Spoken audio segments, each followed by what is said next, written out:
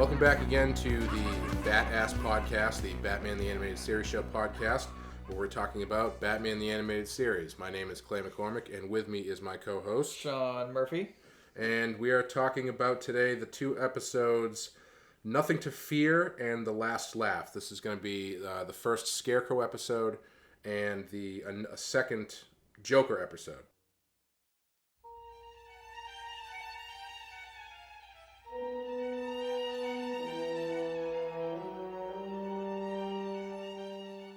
Right. So let's start with Nothing to Fear. Nothing to Fear was written by Henry T. Gilroy and Sean Catherine Derrick and directed by Boyd Kirkland.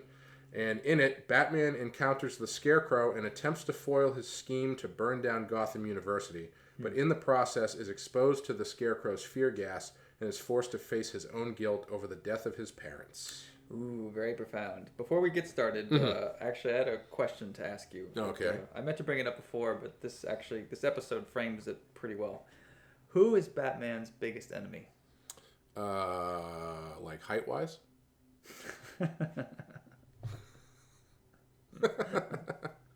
I mean, if you're going, I feel like the quick answer is the Joker. Mm-hmm. I'm gonna go a little bit more profound. Okay. I think his biggest enemy is himself, which is kind of a wah-wah answer. Yeah. But I think his biggest enemy is him versus Bruce Wayne, in a way. Right. And I think that this episode really highlights sort of not the flaw, but the struggle that he never really outgrows. Is this what his parents would have wanted? What the fuck is he doing? Right. Would his parents be proud? That kind of thing. I think overall, Scarecrow is pretty goofy in this. It's pretty ridiculous, which we can get to later. But I do appreciate that through his fear toxins, he's able to pull things out of Bruce Wayne that most other characters don't really get to, I guess. Mm-hmm, mm-hmm.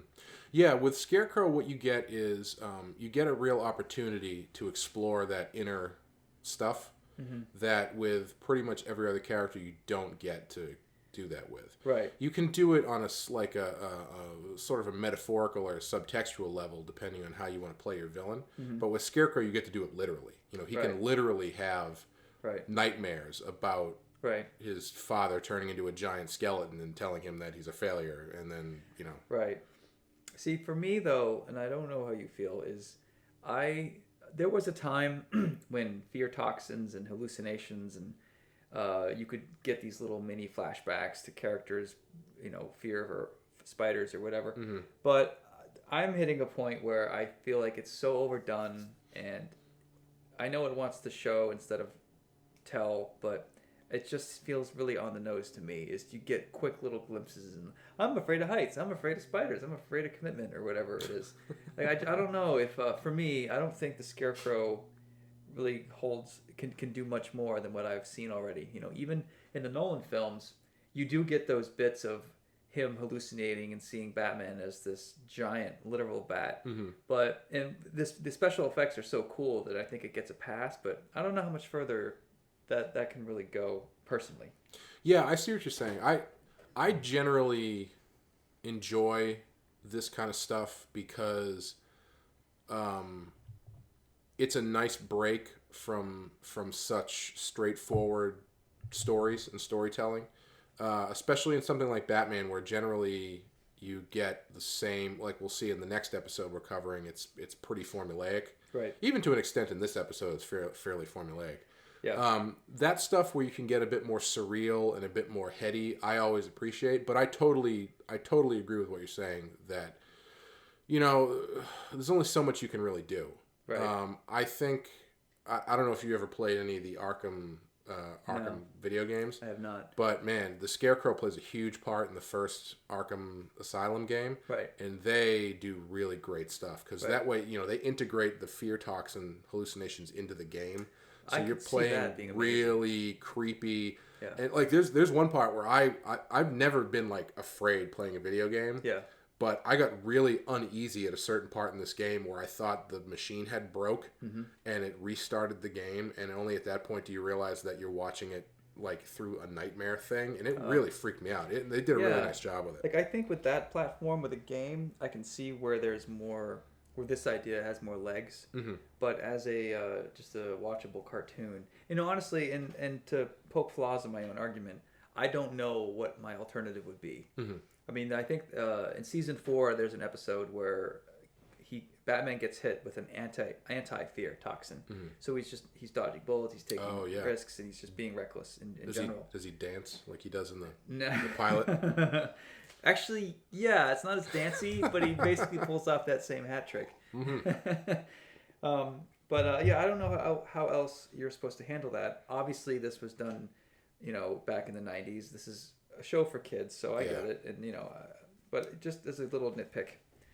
And as far as, I think as far as a kid show goes, it's pretty fucking scary. That's true. They have... Yeah. They have Bruce Wayne's father materialize out of fire and tell him that he's a failure, and then later on he materializes again and his skin melts off and he turns into a giant skeleton that tries to eat him. Again, all right.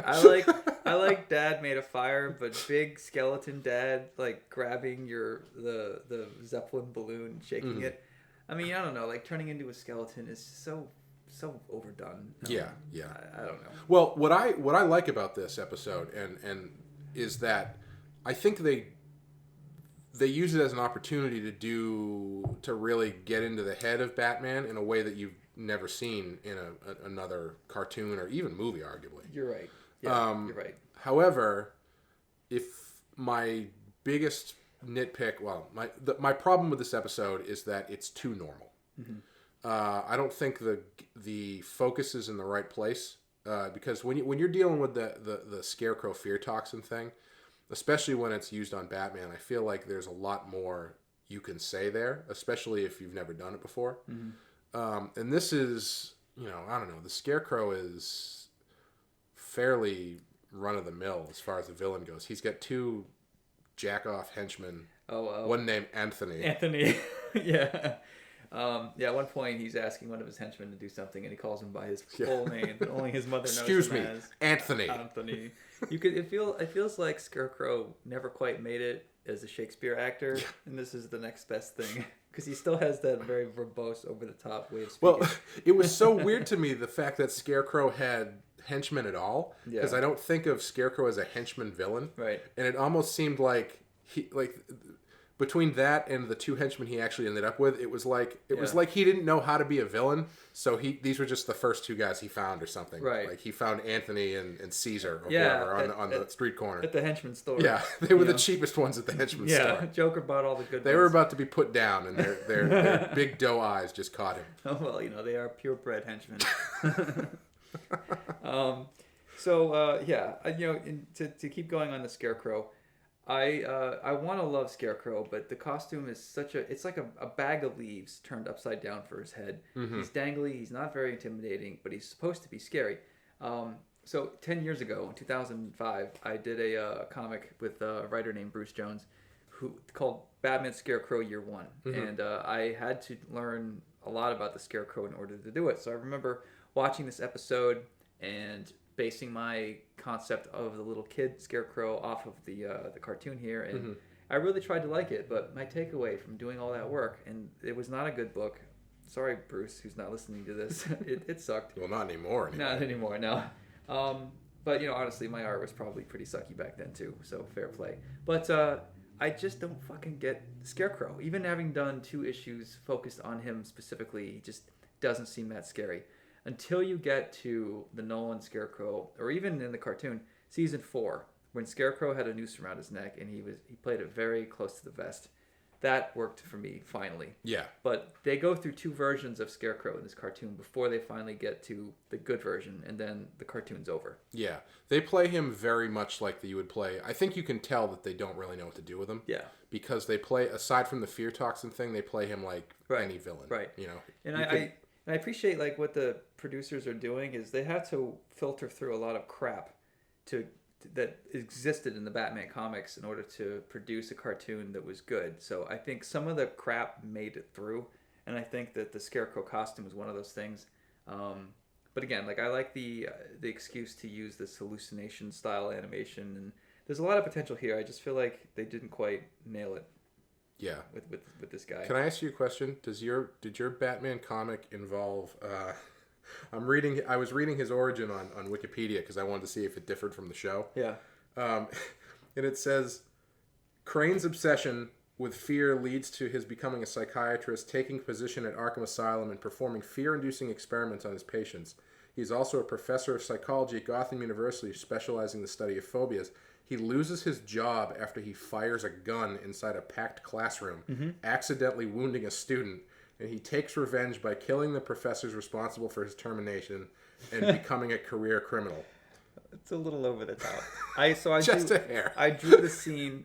I drew the scene where he pulls a gun on his class, and at that point in the book, I was so bored. I started adding weird Easter eggs, like there's a magician in the classroom. There's a Scottish guy doing the caber toss in the background. There's a ninja with a guitar sitting there. I mean, I don't know who's editing. Well, it's great to know that you take your job seriously. I know. I don't know how I got. I've never seen that part of his origin. That's news to me. They definitely don't do that in this show. Yeah. Keep but scrolling down. I'm wondering if they're gonna on that page if there's any of my art from 2005. Hopefully not. It doesn't look like it. Nope. Oh wow, yeah, they do have. Right? Yeah, they really redesigned Scarecrow a lot. They could not get it until the end. Yeah, this first design. We should talk about the design since we brought it up. I thought we were. That's true. I wasn't paying attention to you. I was reading. Nice. Thanks, buddy. I wasn't talking, so I wasn't listening. So, yeah, this design that they have for him is just really lame. It's like he's wearing like a red shirt and he's got like a condom on his head. Yep. And a big stupid hat, and it's not scary. Right. I understand it to a point from an animation point of view, because as far as Scarecrow goes, you think like hay or burlap or texture, and that's hard to animate. Right. So they just smooth him out, and it really looks dumb. And in the third version there, they finally realized just to black him in so much that his they make him scary. I mean, this second version, which we'll get to, I feel like they redesigned him fairly quickly. Yeah. And the second version, he almost has more of like a Freddy Krueger kind of feel to him, and he's got like this long straw hair. See, that drawing is actually pretty good, but when you see him animated, it just falls apart, I feel. Yeah. But this third version, he looks really scary. Yeah. And that's a great look for him. Yeah, the hangman's noose on him. Yeah, because for me, I love the idea of the Scarecrow. Yeah. But again, like I said, I don't think they know what to do with him here. No. And you need to approach him from a much more ghostly kind of angle. He needs to be a lot more mysterious and a lot more dangerous and scary. Yeah. The problem with them looking at these sketches is these twisted, dangly legs. There's just no presence there. There's no. He looks like you could knock him over with a stiff breeze. I get the idea because obviously they're trying to make him all like gangly like a Scarecrow. Yeah, like a Wizard of Oz reject, but. Like the dead rancher look at on season 4 is definitely the best. I think most people agree. That's a very, very cool look. I like that a lot. So if you had to redo Scarecrow in your own way, if you had carte blanche on it, do you have any ideas of what you would do to fix the character? Fix the character from a visual standpoint or from like a backstory standpoint? Backstory. I've always kind of liked his general backstory where he's a doctor who's kind of gone nuts. Yeah. And has been doing experiments on patients and stuff like that. I think where you get kind of dodgy is when you try to explain the idea that he's a doctor in the field of fear is a little dodgy. You know, it's like that's really. That's specific in a way, like he made his own major when he was in college. Yeah, he's a millennial. Yeah, but I like the idea of this character who is a doctor who is performing unnecessary experiments. You know, I would take that same kind of idea. Yeah. Make it less on the nose that he's a quote doctor of fear, but have that be his underlying thing. Right. And make him just more dangerous because the thing with him is there's really one story that you can tell, or I guess two because they invert it. And it's the Batman gets infected with the fear toxin. Yeah. And he's scared for a while. and then eventually he's fine. Yeah. Or he has to look he has to look inside himself and, you know, realize that he's more powerful than his own fears or whatever, which is ironic because Batman as a concept is sort of doing that already. Like, isn't that the sort of part of the idea of Batman is that he's always upset about something. Yeah, and he's supposed to be like the bat is supposed to be a symbol of creating fear in the minds of criminals and whatever. So it's like a kind of a weird, you know, folding it in on itself. Yeah. I feel like after this incident, if I was Batman, I would get some of his chemicals and take it back to the Batcave and just huff it until I had like a tolerance. Yeah. Or just get all of my insecurity out in one horrible night and then just be fine. I feel like I've seen that somewhere where I don't know if it was in a cartoon or a comic where Batman had been exposed to it so much that it just didn't bother him anymore. Right. Which is also kind of interesting. Oh yeah, interesting. There's an episode right there. Yeah. If Batman has yeah, I hear you. Sorry, I was going to explain it, but we all get it. But yeah, like I would make him more dangerous. Right. Because he's got a great look. I mean, he can have a great look if you really lean into the creepiness factor. Right. But he's sort of, at least definitely in this show. Yeah. I actually haven't read a ton of Scarecrow stories. Me neither. But he has potential to be a really devastating, terrifying villain. You know, so for my book, which I'm inevitably going to plug every time we talk about this, is I have the whole villains gallery being joined together, and I had my pick of everybody, and I didn't put Scarecrow in, and I think I just forgot. Yeah. But then again, I don't think Scarecrow teaming up with Clayface or anybody really fits the character to begin with. No, I don't think he seems like he's much more of a loner. That's why him having henchmen is so weird. So, all right, that's what I was going to say. If I had to reinvent him, I would make him a total loner. I would have you wouldn't even hear him talk. He would just be. You would see him in the corner every now and then, and you would start freaking out. He would almost be like Snake Eyes in a way. Mm-hmm. And when Batman did research, he would find this like mythology of this crazy professor who disappeared, and no one knows what the hell happened to him. Mm-hmm. And I feel like when you explain the thing you're supposed to be afraid of, it's not scary anymore. Exactly. I would leave it as vague and nebulous as possible, and I would ink him with a lot of black, have him appearing in shadows, and at the end of the night, Batman doesn't even know if he was actually there or not. Yeah, I think that would be a different take on Scarecrow that would work. Yeah, Scarecrow to me feels like an old Vincent Price character. Like Vincent Price went through a series of movies that all basically had the same plot, which was he was a person of esteem, and then his peers conspired against him, and they thought that they had killed him, but they had only just mangled him. Mm-hmm. And he is now insane and is coming back and picking them off in inventive ways. Right. And he seems kind of like that to me, where he's there's some sort of, you can have a really creepy revenge thing in there. Right. But the way they do it in this show, where he's still out for revenge, but it's really like arch campy revenge, where, you know, he's trying to get the dean of Gotham University or some shit, and it just doesn't work. He's, like you said, he's got a very like almost Shakespearean style of speaking, and it just he should be like a lot. He should not, like you're saying, he should either not talk at all, or his voice should be a lot more whispery and creepy. The only thing that's scary about him is his chemical. Right. His backstory isn't scary. The way he talks isn't scary. His costume's not scary. I mean, it just fails on so many levels. I think he's a great character to use in the show, because it really opens up a lot of animation possibilities. Right. And again, it's a character that they've never used before. Right. I mean, if we look back at the 4 episodes we've watched, 2 of them have been Joker episodes, but the other 2 have been characters that have never been on screen before. Yeah. I mean, Scarecrow wasn't in the in the Adam West Batman. Right. And as far as I know, I don't think maybe he showed up in the Super Friends or something, but not that I know of. Yeah, you're right. And again, I feel like they're trying to do a lot. Most of it they're getting right. I think the Scarecrow snuck through. Mm-hmm. And I think they admit that we didn't know what to do with him, and hence all the redesigns. He didn't get a whole lot of episode time either, you know. Right. I also noticed the animation in this episode was not great. I wrote in my notes, it's like a 3 out of 5 here. Yeah. It went off model, I feel. It seemed very typical Warner Brothers and not Bruce Timm Warner Brothers.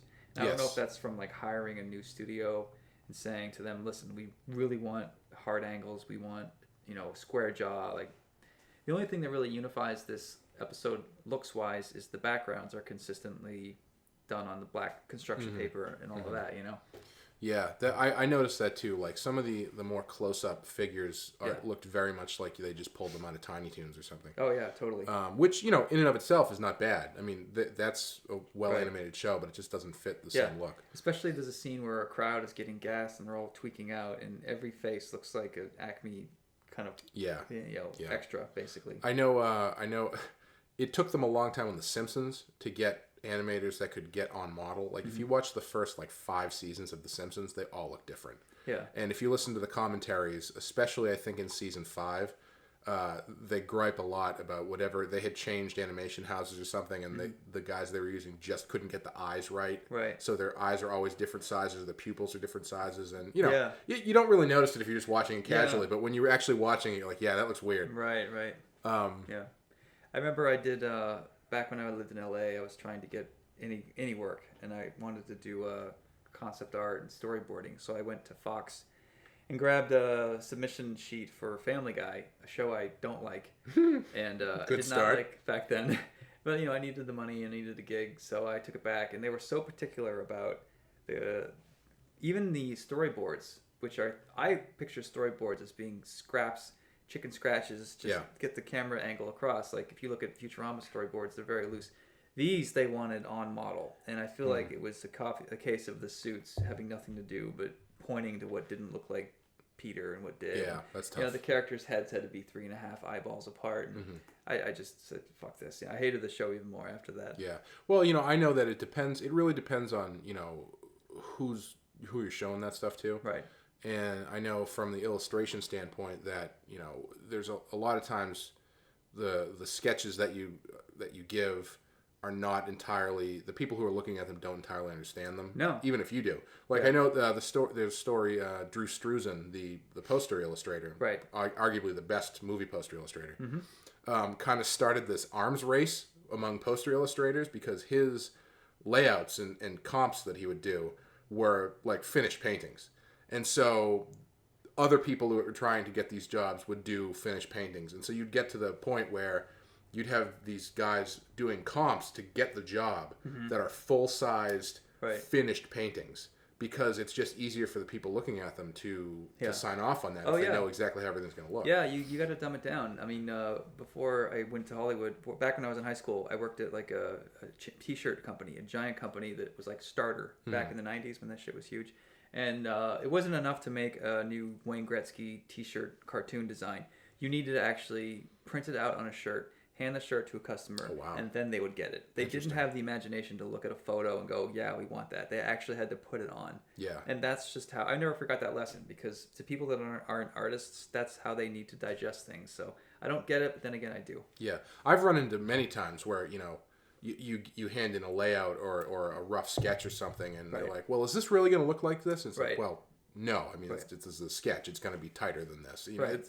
You forget sometimes that the people that you're working for aren't necessarily artists. So you need to be a little bit clearer, and, it's just... Did you have a story about Aerosmith that involved Steven Tyler not getting your drawings or something? No, I had to. I feel like that's a good story to tell. I was working on a video for Aerosmith, and one of the members of Aerosmith was not happy with my depiction of him. Or I should say specifically, his wife was not happy with the depiction of him. Oh. Okay. And so I had to. I was told he looked too old. I can imagine you getting a phone call like, "Do you know who this is?" No! I actually did get that phone call, but it wasn't an angry phone call. No, I actually did get to talk to Steven Tyler on the phone, which was fun. But no, it was it's the kind of thing where especially if it's a likeness, people are very particular. Like I know you said that when you worked on Star Trek, that Patrick Stewart was very particular about what they signed off on. Right. Yeah. And I've done tons of trading card work. Yeah. Where some. Based on movies or pre-existing properties, where I did, what did I do? I did Lord of the Rings, and you just flat out could not draw Christopher Lee. Like, he was not allowed to be drawn because he did not sign off. And I did Ghostbusters, and you could only draw Peter Venkman if he was on a card with two of the other Ghostbusters. Yeah. And it's really interesting when you get into that stuff. It has to do with a mix of licensing rules and the IP and the rights to your likeness that each actor has. Right. Plus, if it's their assistant dictating the rules versus them, it gets very vague. So a couple years back, I actually flew out to Hollywood to work with Chris Nolan on a comic for Interstellar. Mm-hmm. And I went to his house and I met with Wired Magazine. They were kind of my sponsor, and I was geeking out, but I held it in. Mm-hmm. And he was asking, so I had to draw Matt Damon. And I had to explain to Nolan and his assistant, we might need to get the rights to Matt Damon because there might be some weird approval process that we need to go through. And they'd never heard of that. Yeah. And I didn't really know exactly what the rules were, but I had enough experience with my Patrick Stewart stuff with Star Trek to figure it out. And they're like, well, what should we do? And they're looking at me, and I'm like, I don't know, like, what kind of guy is Matt Damon? First thing you do. Hung out with him. Is he going to sue you? First thing you do is you cut me a check. A finder's fee. And I will call someone who will then call you. And tell you everything you need to know. Yeah. Dude, so with Patrick Stewart, it was funny. It was just a silly comic, but I think it was his assistant who just had a list that he or she just went through. I don't think it was actually Patrick Stewart. Yeah.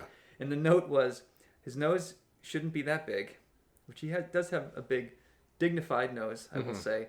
And then they didn't want him bald. They wanted him bald on purpose. What? And I explained this to Chris Nolan because they asked me how I knew this stuff, and I told them about my Patrick Stewart story, and I told Chris Nolan bald on purpose, and he goes, "What does that mean?" And I go, "I have no idea." Did you have to draw on a panel of him shaving his head or something? And afterward, he's like, "Bald." Anyway, back to Batman. I digress. How many times can we work Steven Tyler into this podcast? So anyway, one of the other things to touch on, I mean, we pretty much covered everything for this episode, I think. Yeah, I went through my notes. But one of the things that they do here that I think we may have mentioned in the last episode, I can't remember, is this is the first time they reference Bruce Wayne's family being dead. They died? Yeah, man. He's also Batman, you know. Actually, I have a pretty funny story. A teacher of mine from college. Died? No. Fortunately, no. Okay. He told us he took his wife, then girlfriend, to see the 89 Batman on a date.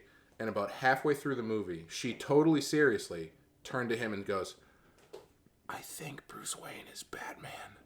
And the whole theater started laughing. It's kind of sad, but it's kind of funny. A really loud whisper. Anyway, yeah. This is the first time they make mention of his family being dead, and they don't really hold back because there's that first scene in the elevator where the guy from Gotham University is like, if your parents were alive, they would think you were a total disgrace. Yeah. Your father is probably rolling in his grave or something like that. Professor Nasty there. Yeah. The worst guy to ride in an elevator with. He's got a doctor in his asshole. I got nothing. This joke derailed. I should have stopped. Well done. But yeah, so that's and I mean I'm curious. I don't remember them ever touching on that in previous things outside the movies. Right. So to do that in a kids' cartoon, and from what I understand, it sounds like they get into it later a bit, and some weird stuff later. You know, that's what makes this cartoon hard to judge, because it's sort of like when we do Star Trek Next Generation podcast. Do you really want to focus in on the sci-fi, the problems on the little stupid science, like how the replicator works, or do you want to just get down to the plot? Like, what are you willing to excuse? And with this, I'm really torn between, well, it's a cartoon, it's a kid's show, whatever. And then I'm also thinking, but this could be the most perfect episode ever if they did X, Y, Z. Yeah. So I don't know. I think it's fair to judge it that way. Right. Because I mean, you know, I think this episode and the episode after this, I think, are a good example of them trying to find their footing. Right. You know, like they've got some good ideas here, but they're not fully formed yet. Right. You know, these two episodes we watch here are actually good to watch back to back because they're fairly similar. Yeah. And they're good examples of not really totally understanding or figuring out how to do a week-to-week show. Like, do they do a formula or do they do something interesting? They kind of try to do something interesting here, but it's not entirely successful. Right. They've introduced a new villain, and once again, although not worse than they did with Man-Bat, because this one actually has like a flashback sequence where the Scarecrow explains himself. Right. But I mean, for a kid, as far as a kid show, whatever. Right. But they could have done that a little bit cleaner. Right. Yeah. If they really needed to do it at all, because I mean, you don't need to do it with the Joker. They didn't need to really do it with Man-Bat. Right. It's funny. So I had a thought about flashbacks because I was I talked to my editor today about my script for issue 2 of my book, and did I tell you I'm doing a Batman book? You draw? Batman is Bruce Wayne. Steven Tyler sings. He wanted more showing instead of telling, and all the notes he gave me are great. I'm gonna have to go over the script again, but one of the solutions he had over and over was just do a flashback. So by the end of in one issue, in 22 pages, we now have 3 separate flashbacks. Eesh. And to me, my first reaction is that's too many, because I write scripts from a movie standpoint. So 3-act structure, less is more, blah, blah, blah. And to him, though, and I'm not saying I disagree, but he knows comics better than I do. That's why he's an editor. But he said, no, I don't care how many flashbacks we have. It's only 3. Flashbacks is just a thing that comics do all the time without questioning it. And I'm not really sure how I feel about it. I just had this phone call like 3 hours ago or whatever. By the time this comes out, the issue will hopefully be done. But yeah, I don't know. Yeah, I find it interesting. That's something that I struggle with too, because I feel like it is something you can lose control of very easily. Right. I think they probably were done their best in like the for as much problems as the writing of comics in like the 80s, in the early 80s has. Right. If you look at it now, what they did really well is they knew how to condense stories into like one panel. Right. So if you go back and you read like the Chris Claremont X-Men, he's got so much continuity going on that he needs to remind you of a lot of stuff. And so he'll drop in one panel that'll have a great John Byrne illustration about something that happened 2 issues ago. Right. And his thing will just break down and be like, and that was, at that point was when the Phoenix Force overtook my body or something like that. Right. And they can get it done really quickly.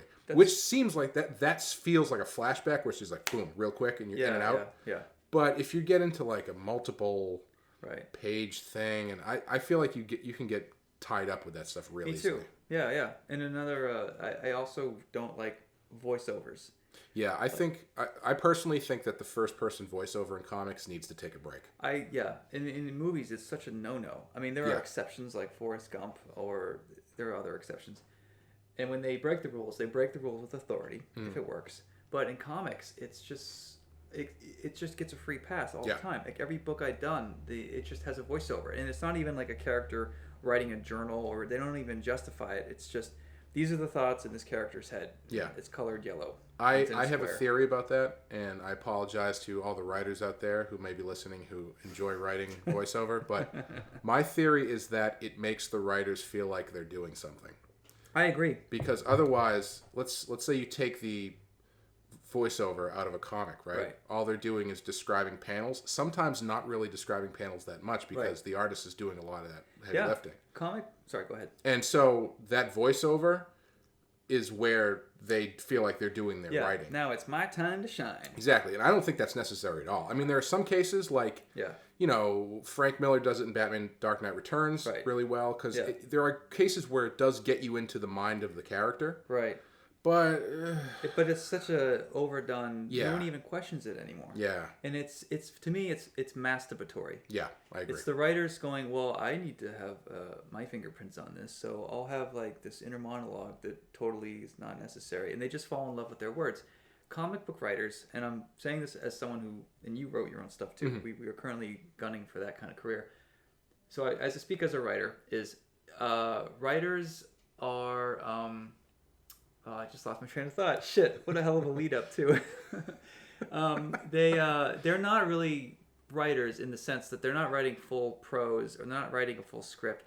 They're plotters and they're dialogue artists. But as far as the amount of times I've read a comic and felt that this is not just a comic book writer, this is a writer. Yeah. With a capital R. Yeah. It's very few. Like when I read Garth Ennis's preacher, or like, oh, this is a writer who happened to get into comics. But most comic writers, they're just plotters who do dialogue, and then it's the artist who does the heavy lifting. Yeah, and I mean, I can understand that it probably from their angle doesn't feel like it could feel like they're not contributing if all they're doing is just laying out pages, you know. And sometimes I think that they're overwhelmed by the ability of the art, that they feel they feel insecure, and out of insecurity they go over the top in making up for that with all these captions and dialogue and all this, you know. Yeah, it really annoys me, and so I've gone out of my way. So Punk Rock Jesus had no voiceovers unless it was a character describing a flashback, which was our other rule. And in Dark Knight, this book I'm doing now, I have no voiceovers at all, and I like it that way. And I just don't think it's necessary. But everybody fucking does it like it's just candy. Yeah, it's a shorthand that can be abused very easily. Yeah. Yeah, I think it's lazy. You know, I don't know if a lot of comic writers have actually read scripting books about 3-act structures, and it seems a lot of them flopped out. Gauntlet Throne by Sean Murphy on the Badass Podcast. I know. It's a good thing I already have a career, or else I would have tanked this. But I have a necessity to be honest, even if it. No, I think people appreciate it. So I hope so. All right. What else is there for this? Any more Steven Tyler references? No, I think that pretty much covers it. Alfred is still a prick. Right. And that pretty much covers it. I really like the large scale destruction at the end. Like, I think as much as I don't like there's really no good wrap up to the story. No. You know, like I don't even think he finds a antidote for that thing, does he? He just sort of like just muscles through it. Yeah, and then once he gets these next 2 episodes are very similar. I mean, he's pretty much living on the edge the whole time until the end when he dreams on. Keep going, yeah. No, keep going. Sorry. This podcast sponsored by Aerosmith. I also really like the title cards of these first 3 seasons. Yeah, they're nice. Like, I would love to know how much an original piece of that. Ooh, yeah, that'd be fun to see if you can find those somewhere. That'd be pretty cool. They're probably in some warehouse at Warner Brothers, like Indiana Jones 2 or 1 style. But so that's pretty much it. So if you had to pick something that you wanted to draw or change, what would it be? I think depending how much leeway an editor would give me, I would like to, really redo a lot of the Scarecrow stuff. Yeah. I'd redo the costume, and I'd try to redo some of the backstory if I could. Yeah, I agree. Same thing for me. I mean, that costume is just so gross. Like literally like a bag of wet leaves. Yeah. Cool. But rating? Oh, what do you think? I'm going to give it a high 2.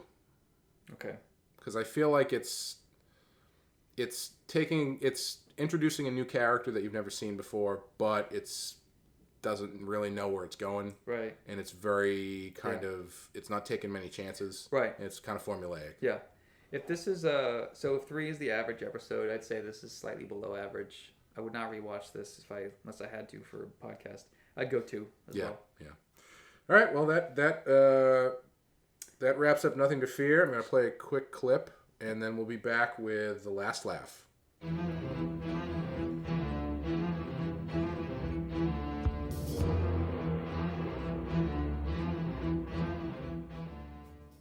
All right, well, this next one is The Last Laugh, directed by Kevin Altieri and written by Carl Swenson, in which the Joker covers Gotham City in a cloud of laughing gas and begins plundering the crazed city. But after Alfred is infected with the toxin, Batman has added incentive to stop the Joker and acquire an antidote from him before all of Gotham dies with a smile. Luckily, Alfred caught it. Otherwise, Batman would have just given up. Yeah. I'm going to say right now that Wikipedia description of the episode I read is better than the episode. Yeah. God, where to begin? Alfred has a new voice. Yeah, that's probably the best thing about this episode. But is also still a prick. Right. Because it's April Fool's Day. Right. And he loves puns. Can I draw you a ball? Oh. Yeah. Which is great because it mirrors at the end with that quote unquote joke that Bruce Wayne makes, which Bruce doesn't really understand jokes. No, not his wheelhouse. Which is pretty fun. Now, I noticed that when we were watching it, because we were actually watching these together, and even these first sets of podcasts were actually sitting in my studio recording. Most of it will be on Skype after this, I'm guessing. Mm-hmm. But you were laughing a lot at the little giggles of the Joker's little puns. I'm a sucker for wordplay. But out of what percentage of them are actually funny?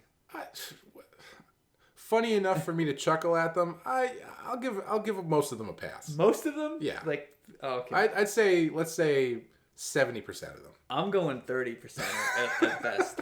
That's because you forget what it's like to be a kid, Sean. You're too serious. Oh, man.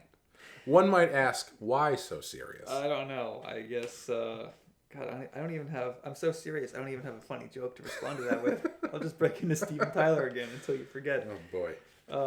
So this one feels like more of a straight up classic kind of Joker episode. Mm-hmm. It involves the Joker toxin. We get to see the Joker's classic purple suit for the first time. Oh yeah. He's got his henchmen with the clown masks on. But again, it's like, I think, like you were saying with the last episode, it's tough talking about these because you do have that urge to want to be like, oh, why didn't they push the boundary, or why didn't they really try to lean into it? Right. And this episode is like structurally almost identical to the other one, to Nothing to Fear. Yeah. It's also about a gas that's infecting people that Batman has to get rid of. It seems like a safe, not transformative episode that is very 60s and very pulpy, and it's for kids. Yeah. And I don't know why that it bugs me when they... Like, so, the Joker, all right, so he's got this toxin. Fine. So he's got a toxin. Like, I'll buy that. Mm-hmm. I don't care how he got it. I'll just accept it. He's he also a has master chemist. A submarine underneath a barge. He's got a robot clown, which knows Kung Fu. And he has some other stuff, too. Well, that where does he get his goes, funding from? Where does he get those wonderful toys, one might ask? Don't use Keaton against me, you asshole. Well, I think that brings up something that we kind of talked about in the last Joker episode, which is do these shows get a pass for their ridiculousness because they're cartoons? Like, if a comic story were to start with the Joker and he has all that crap right away, do you still question that? Do you question it more? Do you question it less? I don't know. It depends how it's framed. Yeah. Would you buy that Joker escaped on a rocket Christmas tree? You might need a little explanation. True. Fair enough. We all have that line somewhere. Yeah. What are we willing to go with? And I think mine's maybe more severe than most. But I think for this one, I don't find his gas and his henchmen and the boat that far-fetched. I think the last one, the Christmas episode, where he literally turns Gotham Observatory into a giant cannon, is a little bit more far-fetched. Robot nutcrackers? Yeah. Those, even those I'm willing to buy to an extent. Because they're in a toy factory, suspension of disbelief, whatever. Yeah. But, I'm willing to give most of these characters, I don't know if it's because I'm... a sap? too childlike and immature. No, I don't know if it's because I'm so familiar with the way that they were treated in the 60s shows, but they have this sort of, at least the Joker anyway, has a built-in goofiness to him that I'm willing to give a pass to an extent. Yeah. Like, let's put it this way. I think it depends on the way you treat the character. Right. This Joker doesn't really bother me that he has all that stuff. Right. If the Heath Ledger Joker had this stuff, I would be like, I don't buy that. Yeah, again, that's how it's framed. It's framed in the concept. It's a pulp cartoon. It's episode 4. But it is, within 4 episodes, 2 Joker episodes, 2 strikes, in my book. Yeah. Yeah, I would agree. I was looking on IMDb, and this actually has a really high rating, this episode. And the 2 reviews that were on there both commented on it being great Joker episodes and just great episodes of the cartoon. And I couldn't disagree more. The secret about comic book people is they're all idiots. All right. I make my money off of these people. We'll cut this out, right? Yeah, Sean. Yeah, that's what we'll do. Or people that take the time to comment on Wikipedia or IMDb, maybe. If anyone is still listening. I felt... I want to talk about the Joker's design. Mm-hmm. So, in the episode, I asked you, because Joker has got classic Joker features, yellow eyes, yellow teeth, red lips, green hair. But he also has, I thought were just black rings under his eyes, but when he raises his eyebrows, it looks like he's wearing a black mask. Mm-hmm. And I don't know if it's supposed to be paint or an actual mask or shadow. And what did you say? I think it's supposed to be. I think it's. I think I kind of agree with what I think you said, where it's kind of like eyeliner gone astray. Yeah. Like they designed it one way, but they didn't factor in all of the movements he'd have to make. Right, with his eyebrows. Yeah, and they just kind of blacked it in. So when we were looking at the episode, I Googled Joker concept art, Bruce Timm, whatever. And the original stuff that he had that I could find, and I didn't go too deep into this, so someone correct me, is that most of the art had him with his eyebrows down, angry or evil smile. So you didn't get to see what was happening above his eyes, between his eyes and his eyebrow, but you could see dark rings under his eyes, which is effective. But the minute you have an upshot of Joker or he raises his eyebrows, then I feel like they sent it off to the animation teams in other countries and they didn't really know what to do. And I think it was a shadow gone astray, or I'd be curious to see if Bruce Timm did any concept art that showed the Joker being excited and lifting his eyes up, because sometimes in episodes I think that it works, but if they don't have a handle on the ratio of the features, like how big is the smile, how big are the eyes, the nose, they can look bad. And I think this episode, even though it was technically on model, it was not unified, and I don't think it looked very good. I think you run into that stuff a lot. Again, on The Simpsons, I know that they had problems with that stuff where, if you've got people who are not super familiar with the models doing your animation and your non-key frames, right, things can get a little wobbly and weird. And it would not surprise me at all if that was the case. Yeah. Oh, there was a funny episode. Speaking of shipping everything over to Asia to have it animated, I think it was this production for this cartoon, is they had a character, I think, eating a slice of pizza once for this cartoon, and they sent it off to Asia, Korea, China, Japan, I don't know where. You saying they're all the same to you? No, I'm not. Is that what you're saying? I'm saying they're all amazing animators. Except they don't have pizza over there. So when they got the animation back, the characters were eating the triangle of pizza crust first. Ooh. And it's one of those things, those cultural divides you just don't think of. So they had to write a note like, no, you got a pepperoni goes in the mouth, the cheese, and I think they fixed it after that. But it was one of those like peculiar, funny things. Yeah, that's interesting. That's some stuff you don't really think about. I can't remember if it was The Simpsons or another one I was watching where they were talking about that, where they had some cells that would come back that were supposed to have writing in the background, but none of them knew English writing at all. So it was just like complete. Oh yeah. Yeah, it didn't make it, just symbols and stuff. Right. But yeah, the Joker's design is good.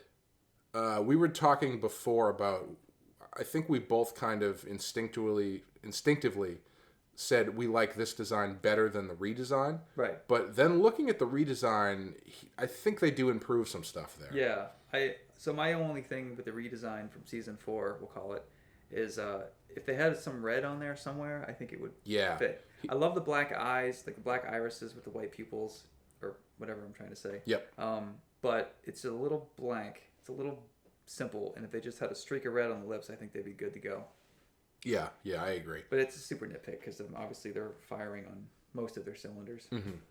Now, staying on the Joker here, I think what's interesting to me about this episode is, first I want to ask you a question. Yeah. Do you think this would have been a better or worse introduction to the Joker than the Christmas with the Joker episode? Oh, man. Good question. I don't know. Can you answer that first?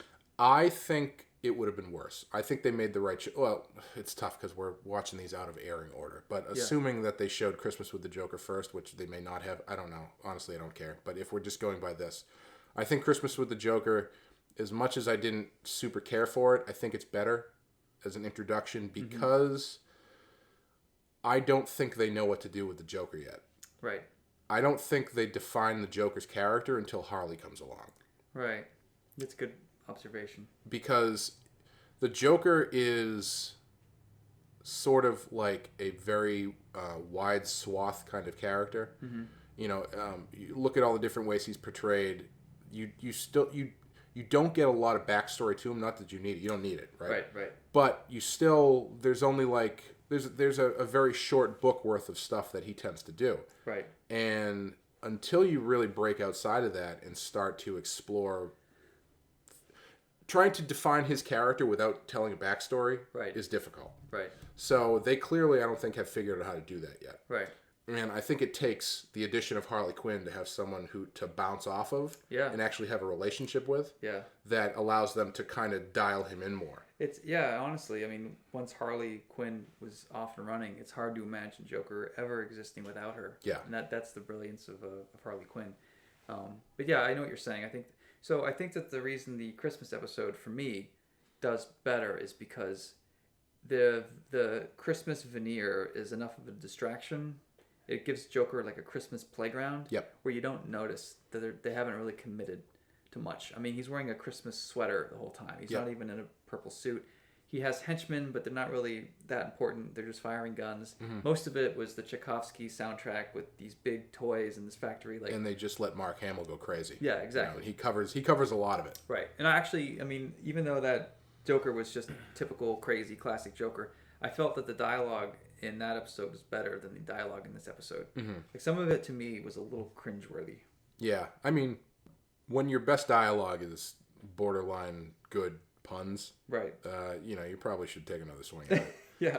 I do like the fact that he tends to break the fourth wall. So when he says a pun, he tends to look at the camera. Yeah. I do appreciate that. Yeah.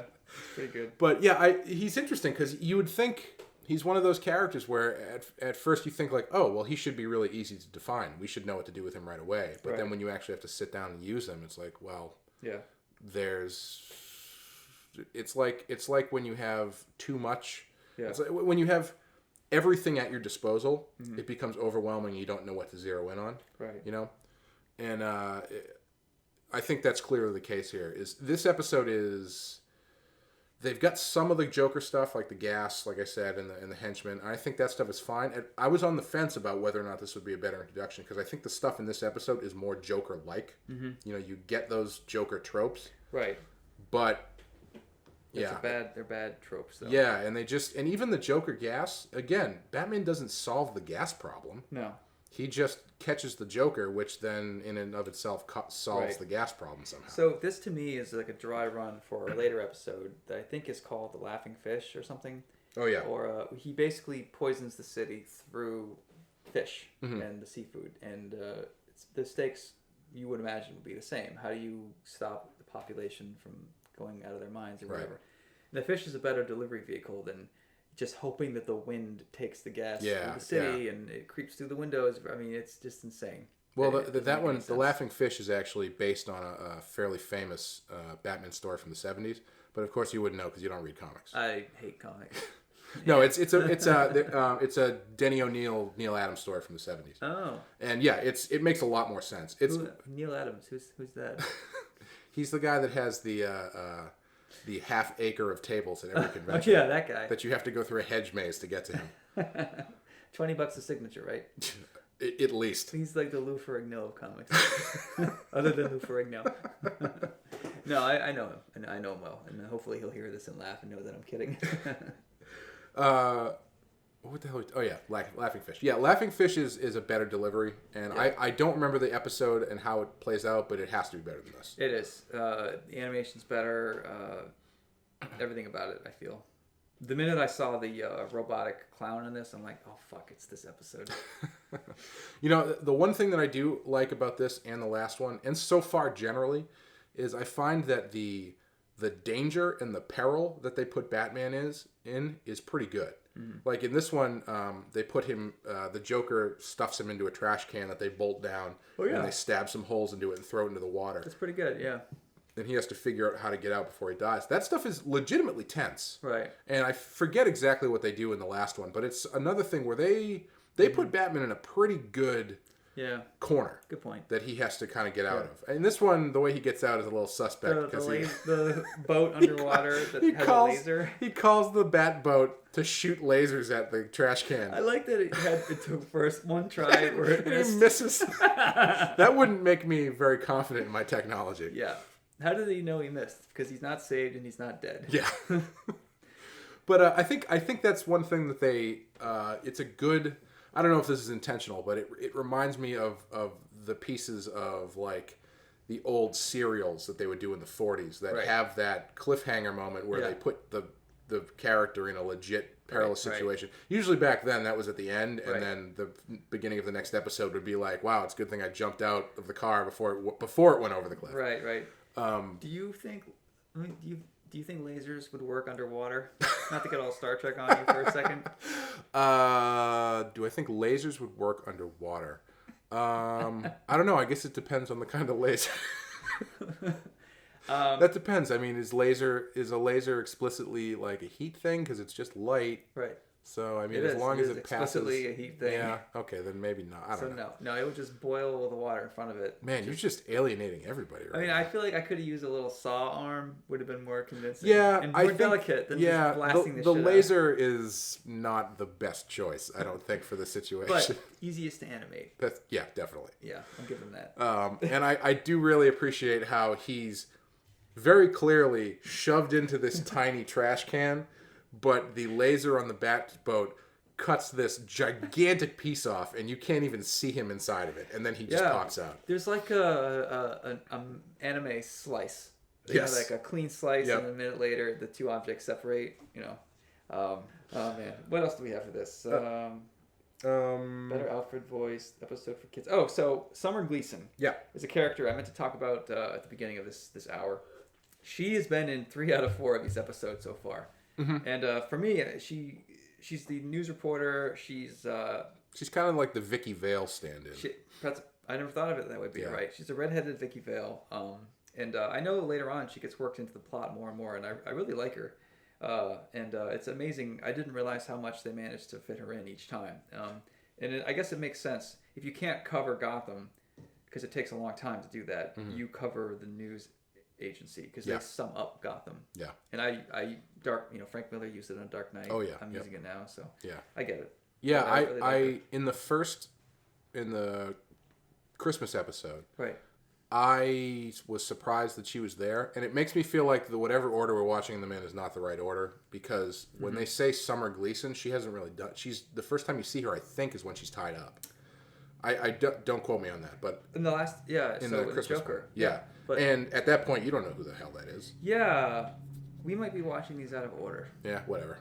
It's a show that doesn't rely on serialization, so it's not a big deal. But in that case, I feel like that position should be held by someone that you're familiar with. Right. So assuming we are watching them in the right order, that might have been the wrong choice. Well, we were telling, I think we covered our butts on this. Yeah. There's an episode later on where Bruce is fighting a ninja, and the ninja's trying to get Bruce to fight because the ninja knows that Bruce can fight. Problem is Summer Gleason's tied up next to Bruce, so he has to take a beating from this ninja. My favorite trope of the Adam West show. What's that? Is when he would be tied up and have to pretend that he's not Batman. You know, that actually is always a cool scene. Yeah, I always like that.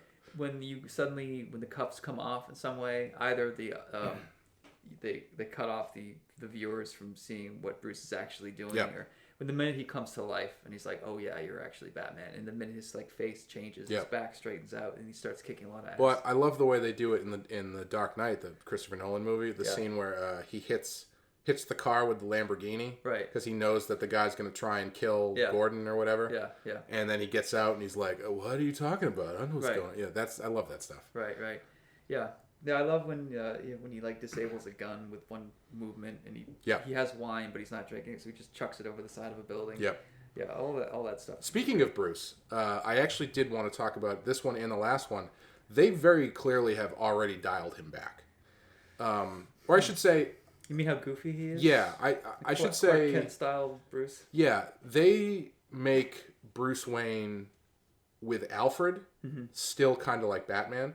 But they don't go as goofy as they did in the first two. Right. I don't know if that's. I want to think that that's a artistic choice, and that the goofiness is something he puts on. It'll come back. Yeah. Okay. Well, because I mean, either way, I really like the way that they are differentiating so clearly between Batman and Bruce Wayne. Right. And when you've got Bruce Wayne talking to Alfred, there's kind of a middle ground where he kind of sounds like Batman still, and he kind of sounds like Bruce Wayne. Yeah. No, I'm thinking of Bruce, Dick Grayson's, right before Dick's parents die, he spills his popcorn when everyone starts chatting or clapping for him, and then there's one where he's like, whoops, and he pushes an exploding birthday cake into a pool. he acts super goofy, and it is funny. That's just not my Bruce Wayne. Yeah. Personally.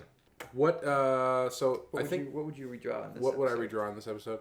I would redraw the Joker's face because it's so. No. If I had to pick a scene to draw, I would pick not redraw specifically, just like to depict. Yeah. It would be the scene where Gotham City is all fucked up from the Joker toxin, and they're going like shopping. Mm-hmm. I thought that was legitimately creepy. Like they had lots of these close-ups of like these crying faces and like the giant smiles and the really like ghastly grins. So Clay did a book for a while called Dead Meat, which you can find at eatdeadmeat.com. That's when I opened up. I had an apprenticeship, and Clay was one of my students. Now we're buddies. But he'd been working on that book for a while, which is a giant zombie book. So for you to say that that's the scene you gravitate towards makes a lot of sense to me. Yeah, I think they did a good job with it. And it's like it's a cool. Again, it's very similar to the last episode, right? Where there was that scene, I think, where everyone's freaking out, but it's done better. You know, they whatever they did differently, they dialed it in a little bit. But yeah, that's what I would do. What would you do? You know, for drawing wise, I always love drawing underwater stuff. Yeah. I actually, sounds weird. I don't like superhero stuff. I don't like big fantasy, bombastic, whatever. I like. This is the guy drawing Batman, ladies and gentlemen. I know. I don't know how I ended up here. But to draw people underwater, they might as well be flying. Yeah. So you get to draw those crazy cool poses in the forced perspective. You just draw a little bit of bubbles around them, and that's it. Mm-hmm. And I did a book called The Wake a while back with the Batman writer, Scott Snyder, and I got to do a lot of underwater stuff, but I still don't feel satisfied. So doing the scene where Bruce is in the barrel shooting himself with a laser in the Batmobile. I mean, maybe I switch it to a drill or whatever, but I'm a sucker for underwater scuba stuff. Are you working underwater Batman into your Batman book? No, but I was actually going to have Batman drive the Batmobile through a deep lake, and it actually drives underwater just fine. It's not a submarine. Like the Lotus from James Bond? Yeah. Yeah. Nice. Yeah, we'll see. If I can fit it in. Rating? Do you think this episode was better or worse than Fear?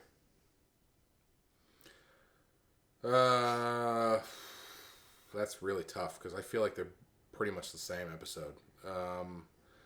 I'm gonna say worse. I think so too. And that's a really tough worse for me because honestly, the only reason I'm saying that is because I feel like Nothing to Fear had the interesting fear toxin stuff, and they're introducing a new villain. Right. This one is kind of and there's no direction to it really. Right. And Batman doesn't even solve the problem. He just catches the Joker. Right. You're right. Yeah. Yeah, I'm headed where you're headed, I think. I feel like there's only 10 episodes that are going to be 5s. Mm-hmm. I feel like there's probably 10 that are going to be 1s, and this might be 1 for me. Yeah, I don't know if I'd go 1.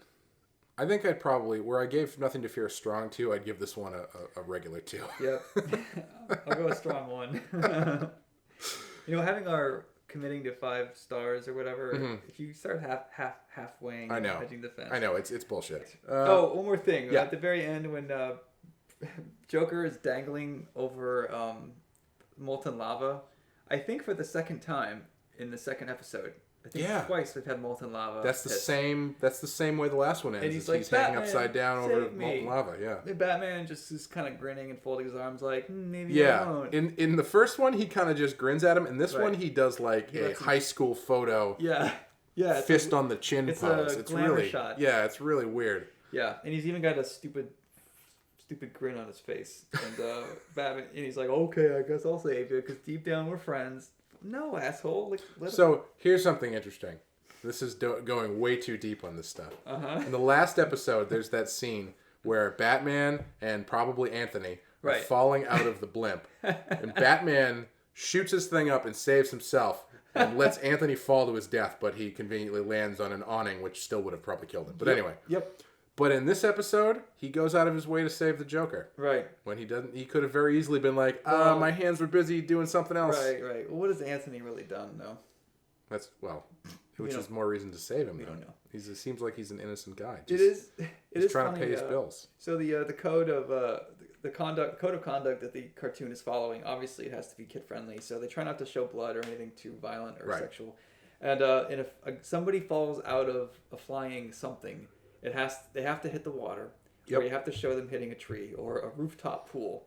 And in this episode, someone fell, and I'm like, rooftop pool, and it was a fucking tree. Yep. No, honestly, if you watch the show and every time someone falls out of something and lands in something soft, if you just in your head say that they were dead, this show gets dark really quickly. Yeah, honestly, I mean, you just imagine that they're just street pizza. Well, anyway, I think that's going to do it for us. We'll see you next time with Pretty Poison and the Underdwellers. Thanks, guys. Thanks.